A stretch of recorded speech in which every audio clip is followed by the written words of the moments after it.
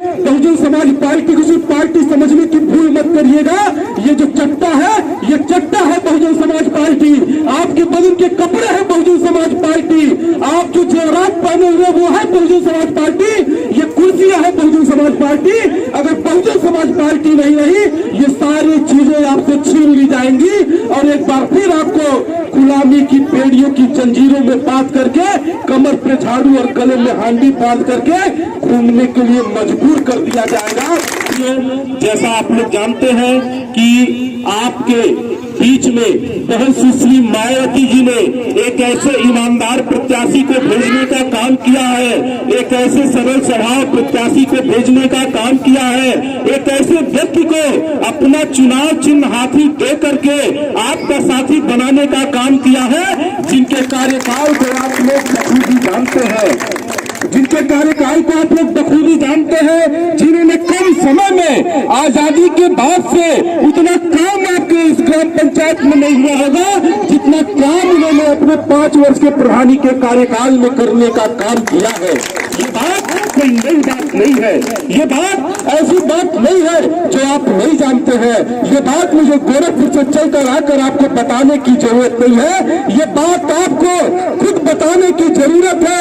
इस बात को आप खुद अच्छी तरह से जानते हैं कि जितना काम आदरणीय बब्बू भैया ने किया है उतना काम न किसी ने किया है, न आने वाले समय में कोई कर सकता है।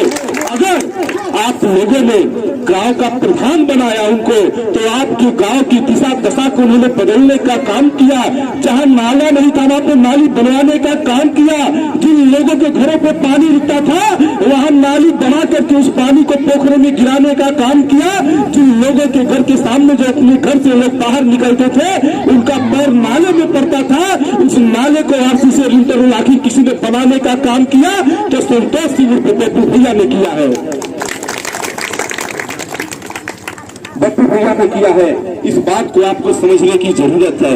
मैं जानता हूं यहाँ जो लोग हैं बहुत ही करीम लोग हैं, जो माताएं बहनें बैठी हुई हैं, इन लोगों ने तो पूरा जीवन अपना समर्पित करके अपने परिवार को, अपने बच्चों के भविष्य को सुधारने का संकल्प ले रखा है। लेकिन मेरे सम्मानित साथियों, आपको कुछ बातों से रूबरू कराना चाहता हूं। कुछ बातों की जानकारी आपको होनी चाहिए, क्योंकि चुनाव का समय आ गया है। बहुत सारे लोग आपके बीच में आएंगे, आपके पैरों में गिर करके आपके पैरों की धूल को अपने माथे पर लगा करके आपसे जय भीम का नारा भी बोलेंगे और कहेंगे कि आप अपना एक वोट हमको देने का काम करिए। लेकिन मेरे सम्मानित साथियों, 4 मई को वोटिंग होने वाली है, 2 तारीख तक से प्रचार प्रसार होगा, 3 के बाद 4 तारीख की सुबह से आपको वोट डालना शुरू कर देना है।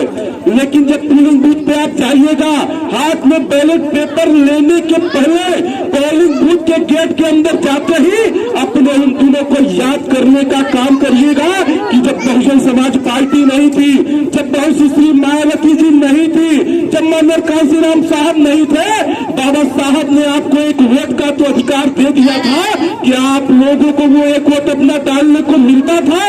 तमाम हमारे पिता तुल्य बुजुर्ग बैठे हुए हैं, वोट डालना तो दूर की बात, आप बहुजन समाज पार्टी का प्रचार प्रसार नहीं कर पाते थे, आप बहुजन समाज पार्टी का प्रचार प्रसार नहीं कर पाते थे। कहीं मीटिंग में आपको जाना होता था तो झंडा अपने जेब में, डंडा हाथ में लेकर के और अपने चप्पों को भी अपने हाथ में लेकर आप मीटिंगों में जाते थे।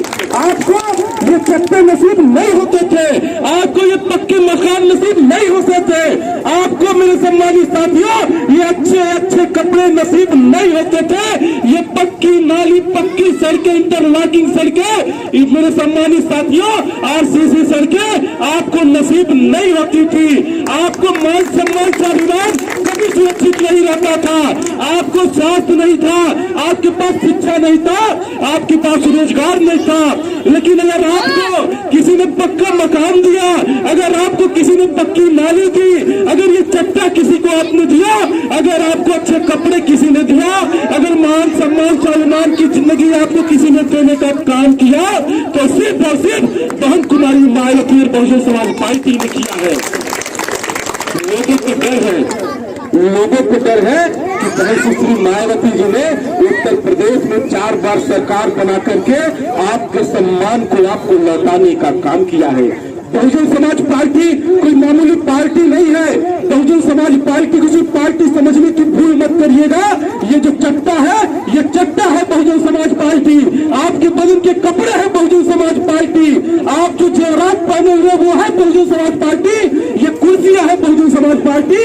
अगर बहुजन समाज पार्टी नहीं रही, ये सारी चीजें आपसे छीन ली जाएंगी और एक बार फिर आपको गुलामी की बेड़ियों की जंजीरों में बांध करके, कमर पे झाड़ू और गले में हांडी बांध करके घूमने के लिए मजबूर कर दिया जाएगा। इस बात को आपको समझने की जरूरत है।